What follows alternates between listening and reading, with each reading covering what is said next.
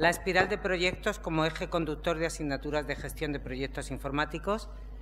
Nos van a deleitar José Miguel Blanco e Imanol Usandizaga del País Vasco. Gracias. Así está. Egunon.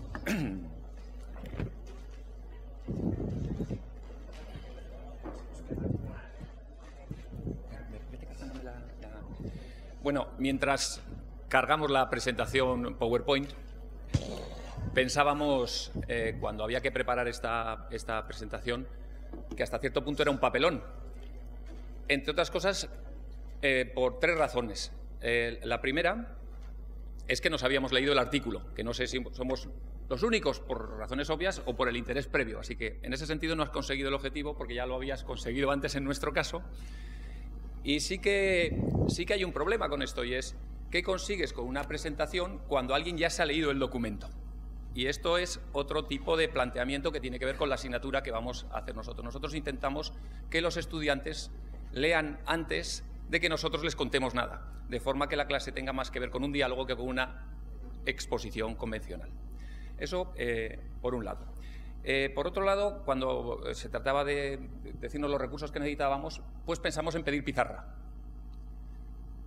Pero el local no se daba a la circunstancia. ¿Por qué? Pues porque para lo que queríamos contar venía mejor la pizarra, no por hacer algo distinto. Y en tercer lugar, por una anécdota personal que, como hacen los comunicadores, yo la suelto. Y dirás, está consumiendo tiempo, pero tiene que ver con una anécdota personal. Recientemente a mi hija ha terminado el grado, es una buena estudiante, muy buena estudiante, y cuando empezó en primero, un día yo le estaba viendo estudiar. Ella escribe, ella lee, y de repente vi cómo estaba estudiando. Era el final del primer cuatrimestre de su primer curso, no voy a decir la carrera ni el lugar.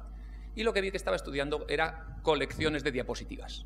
Mi hija, con una educación excelente, propia de la que le habíamos dado sus padres para empezar, y la del resto del sistema público de enseñanza, que le había dotado un montón de recursos, se encontraba estudiando un montón de diapositivas, sobre las que eventualmente había notado algo porque ella era buena estudiante.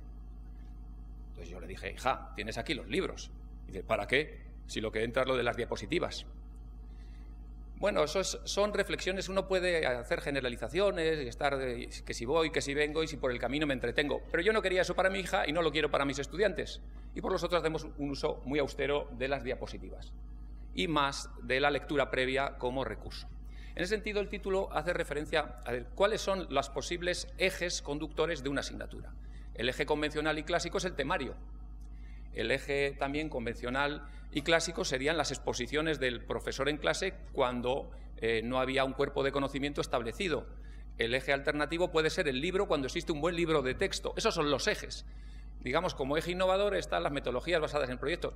¿Ahí cuál es el eje? El eje es el proyecto. Y en nuestro caso, en la propuesta que os enseñamos, el eje es la espiral de proyectos. Tiene que ver con lo que nos han presentado los dos compañeros, con una comisión con una experiencia larga y, en particular, también con el tema de cuando el alumno tiene las competencias para hacer qué en trabajo en equipo y en dirección de proyectos. Muy brevemente os sitúo el contexto. Algunos lo habéis oído antes, me perdonáis, repito brevemente. Es la asignatura Gestión de Proyectos, segundo cuatrimestre de tercero, dos universidades distintas que llevamos colaborando años en este tema. Y esto es la esencia de la propuesta docente, el eje de la asignatura, es la espiral de proyectos. El curso se desarrolla alineado con 4 proyectos que se desarrollan progresivamente. P1, P2, P3, P4, es bastante fácil la nomenclatura.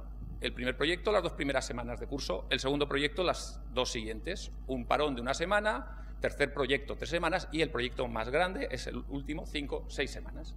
Progresivamente aumenta también el número de personas, de estudiantes implicados en el proyecto. El primer proyecto es proyecto individual, tiene calificación individual y busca elementos individuales. El segundo es un proyecto en pareja. La pareja no es un equipo, como supongo que sabéis, al menos los que estéis en pareja. El trío tampoco es un equipo, el trío es un trío, también lo sabréis los que estéis en algún trío, es un lío. Y luego está el equipo, vamos a decir, convencional de 5, 4, 6 personas. Aumenta la complejidad de la gestión del grupo, aumenta la complejidad de los conceptos implicados, aumenta la complejidad del proyecto, pero siempre sobre lo que se ha hecho previamente. Y esto tiene ventajas e inconvenientes. El inconveniente básico es el tema del tiempo, igual que en esta presentación, porque esto tiene su historia. Y ese es el inconveniente, tienes que ir muy justo con el tiempo. Y la ventaja es que te permite conocer al alumno desde el principio como individuo. O sea, que las decisiones que tomas posteriormente están basadas en un conocimiento de esa persona, no en una cosa que tienes que inferir cuando ha estado mezclado en un grupo. Esto es muy importante para la gestión de la asignatura. Bien, ahora os dejo con Imanol que os cuente por qué esto es posible en un contexto muy particular que es en el cuerpo de conocimiento de gestión de proyectos. Porque muchas veces yo creo que yo lo he visto porque conocemos bastante bien la metodología basada en proyectos, es todo por el proyecto, pero sin la teoría de dirección de proyectos. Y nosotros tenemos que hablar de nuestro libro, que por cierto es el PMBOK, que es el cuerpo de conocimiento en gestión de proyectos en ingeniería a nivel mundial. O sea, por tanto, es una referencia clásica y muy, muy conocida. Gracias. Gracias, Josemi. Bueno, de hecho eso es importante. No es un libro de texto, es un libro profesional. Es un libro que yo diría que todos los grandes ingenieros del planeta utilizan. Lleva la 5ª edición, traducido un montón de idiomas, y eso es algo que a nuestros alumnos les cuesta. De hecho, al principio cuando les decimos es que tenéis que leer esto, esto y esto y esto, realmente una de las quejas no es la cantidad, sino dices que esto es muy difícil de comprender. Y le dices, hijo mío de mi vida, tú quieres ser ingeniero o ingeniera. ¿Qué te esperabas? ¿Caramelitos? No. Bien, otro libro de referencia, esta vez del IPMA, que es la organización europea, damos una de cal y otra de arena a ambos lados del Atlántico, se basa más en los aspectos competenciales. Y a ver, antes de que esta polisemia nos confunda, no estamos hablando de las competencias del plan de estudios de Bolonia, no, estas son las competencias que tanto el IPMA como el PMI reconocen que tiene que tener un ingeniero en la práctica profesional. Son competencias contextuales, es decir, dónde estoy, dónde trabajo, para qué trabajo, en qué entorno me muevo. Competencias de comportamiento, cómo soy como profesional, también como persona, cómo me relaciono con los demás, de qué soy capaz. Y competencias técnicas de gestión de proyectos. No, yo es que soy un gran desarrollador de Java. No, bien, eso es una competencia técnica de ingeniero informático, pero no es una competencia técnica de ingeniero en general, evidentemente. Por eso, fundamentalmente, bueno, y por entrar un poco en las áreas que tratamos de cubrir, imaginaros, somos una asignatura de 6 créditos y tratar de que los estudiantes adquieran estas competencias con un nivel suficiente, ¡guau! Es difícil, no le voy a engañar a nadie, no. Bien, profesión, pues eso, normas, estándares y demás, cultura de la organización, para que los estudiantes se piensan que la vida será como la universidad y que van a tener tutores y que van a tener apuntes y que van a tener... Cuando les empiezas a decir, no, lo que vas a tener es un jefe, o 2, o 3, o 4, y realmente les confrontas con el principio de autoridad, a veces resulta difícil. Y también legalidad. Aquí, como os podéis imaginar, se quejan mucho. Un estudiante, el que le obligas a leer la LOPD y el último reglamento de actualización, realmente protesta mucho. Pero cuando le explicas de forma sencilla que las leyes están para cumplirlas y que no cumplirlas tiene unas consecuencias y que el propio reglamento le está diciendo que le pueden caer $500.000 de euros de multa por no proteger los datos personales de los demás, ya pone cara de susto. Luego también ya le decimos, y además, ¿a ti te gustaría que con tus datos personales alguien se lucrara de manera indecente? ¡No! ¿Entonces estás dispuesto a hacerlo tú con lo de los demás? ¡No! Bien, ya hemos llegado al punto necesario. Porque ahí ya entramos en otros aspectos, competencias de comportamiento, motivación, compromiso, autocontrol, confianza, ética. Hablamos de ética, porque tenemos que hablar de ética. Les decimos, tienes que ser una buena persona, tienes que ser una persona de confianza. Si dices que vas a hacer algo, lo tienes que hacer. Si lo dices que lo vas a hacer para esta fecha, lo tienes que hacer para esa fecha. Porque si no, no vas a ser capaz de trabajar en equipo. Ya veis que estoy saltando de una competencia a otra, sí, en una espiral curiosa. Trabajo en equipo. Pero también comunicación dentro del propio equipo y con los interesados. Porque entonces les descubres y les dices, no, y vamos a ver, que vas a conocer a una persona maravillosa que es el cliente. Y les damos varias citas. El cliente tranquilamente te dirá, no, yo no sé lo que quiero, pero en cuanto lo vea lo reconoceré. Y no sé de qué calidad quiero las cosas, porque la calidad me han dicho que es intangible, pero tengo la ligera noción de que la ausencia de calidad no.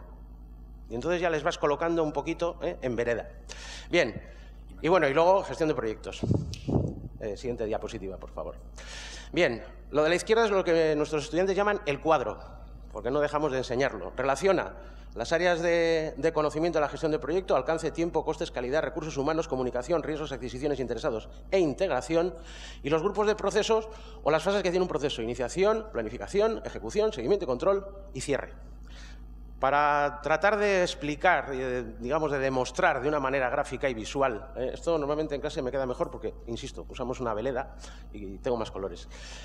Más o menos en cada uno de los proyectos, qué niveles conseguimos. Por ejemplo, como se ve, en planificación ya desde P1 ya le decimos al alumno que tiene que planificar, lo cual ya le cuesta, porque claro, son informáticos. Le dices, tienes que hacer esto, y es que se pone a hacerlo. No se paran un momento y dicen, vamos a ver, para hacer esto, ¿qué necesito? ¿Para cuándo tengo que hacerlo? ¿Cómo debería de ser? ¿Qué es lo que me van a valorar? No, no paran, lo hacen. Claro, cuando ya coges y le dices, malo, esto está mal. Y dices, ¿pero por qué? Porque no has planificado. Ah, había que planificar. Y dices, hombre, y Manuel, mujer. Perdón. La fase de cierre. Ah, bien. Bueno, seguimos con ejecución, seguimiento y control y cierre. Y esta es la otra visión. Aquí cogemos las 10 áreas. Alcance, tiempo, costes, calidad, riesgo, recursos humanos, comunicación, adquisiciones, interesados e integración. Bien, desde luego ya veis que las áreas que se van cubriendo son cada vez mayores, pero que empezamos con un núcleo muy pequeño. ¿Por qué? Porque realmente esto de la gestión de proyectos es muy complicado. A mí me costó un tiempo importante situarme y todavía estoy aprendiendo. Entonces, de primeras, y a ver, y es por eso, precisamente por eso por lo que entramos en la espiral, es porque dices, no, le voy a poner al alumno a hacer un proyecto y además en equipo. Y además tiene que gestionar el asunto y tiene que salir algo bueno. Y te quedas así y dices, un momento, pero si la mitad de la profesión de este país no es capaz de hacer eso. ¿Y se lo voy a pedir a mis estudiantes? Y Manuel, y una de las cosas que no sabemos hacer los profesores habitualmente es limitarnos al tiempo que tenemos. ¿Ya me lo he comido? Sí. Dios mío. Y, de hecho, es, como os decía, el principio de la dificultad de este planteamiento de asignatura. Es ajustarnos a un cuatrimestre de 15 semanas. Eso te obliga a renunciar a muchas cosas, como a nosotros en esta presentación. Termino con el principio. La espiral de proyectos es el eje. Esa es la idea que os queríamos transmitir.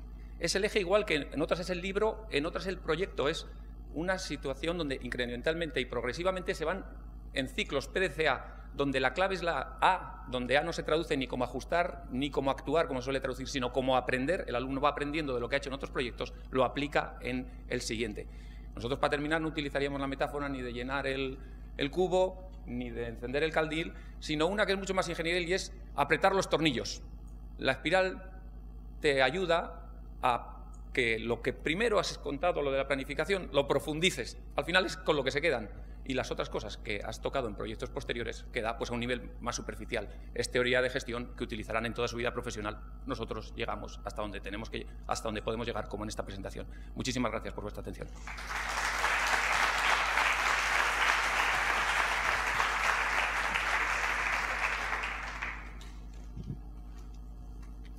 Pues muchísimas gracias.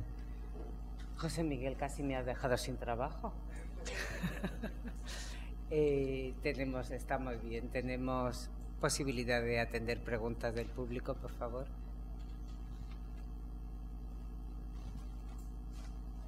Gracias, Guti.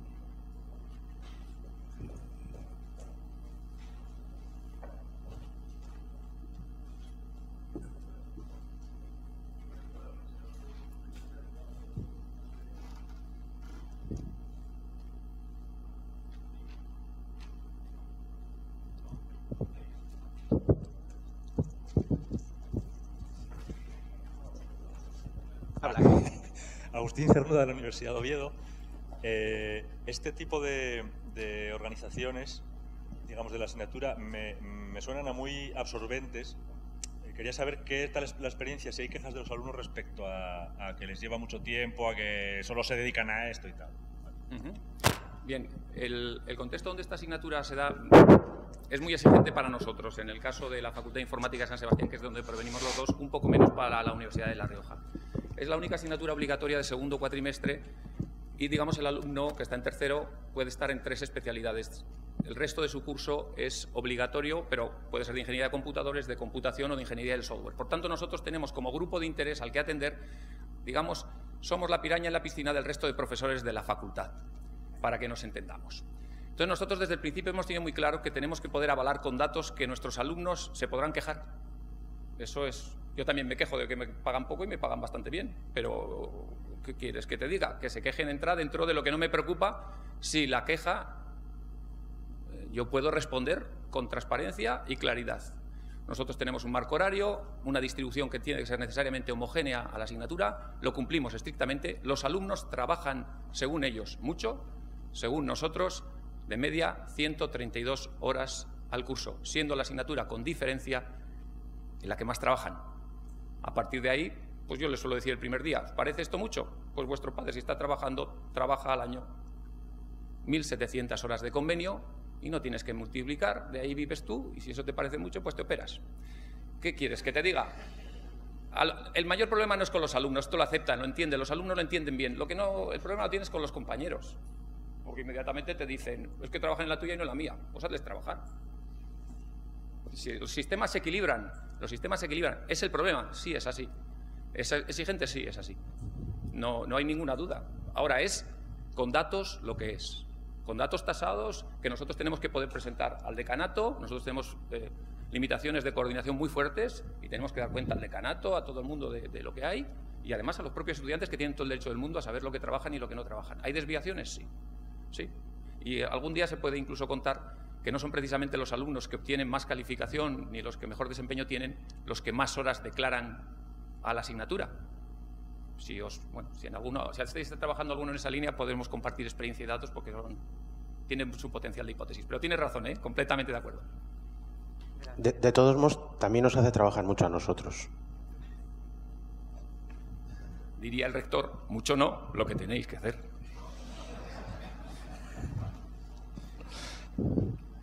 Habéis hablado en la exposición, perdón, de que le íbamos a presentar a un chico muy majo que se llama cliente, una persona muy maja, ¿no?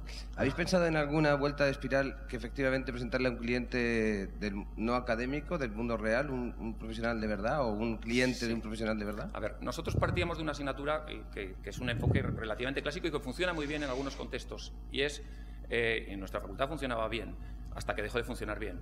Y se creaban los equipos y el equipo tenía que buscar el cliente y luego dar solución al cliente. Al final estos enfoques son muy dependientes de la capacidad de encontrar buenos clientes y sobre todo hace que el control académico sea nulo, porque los clientes tienden a empatizar de forma a veces absurda con el problema que ellos han creado y luego no se comprometen. Nosotros hemos buscado clientes reales, pero siempre en el ámbito de la universidad. Y luego una de las ventajas de la colaboración interuniversitaria es que nos permite a los profesores de una universidad ser clientes de los de la otra. ¿De acuerdo? No evaluamos. Hemos utilizado también al propio decanato de la facultad, otras instituciones de la propia universidad como clientes, porque se necesita, para que esto sea posible, clientes muy controlados. Si no, para un grupo, la importancia que tendría el cliente en el desempeño, en la evaluación y en todo sería ingestionable por nosotros. Por eso renunciamos a ese enfoque, pero sí queremos que hablen con personas de verdad que tienen problemas de verdad. De hecho, en este mismo curso, yo la mayor queja que he tenido de mis estudiantes es que en P4 teníamos el cliente principal, que estaba ahí en Logroño, y luego el secundario aquí en la facultad, y había momentos que uno decía A y el otro decía B. ¿Qué hago? Y dices, gestión de interesados, capítulo 11. ¿Quién es el que tiene aquí la sartén por el mango? Logroño. A. Muchísimas gracias.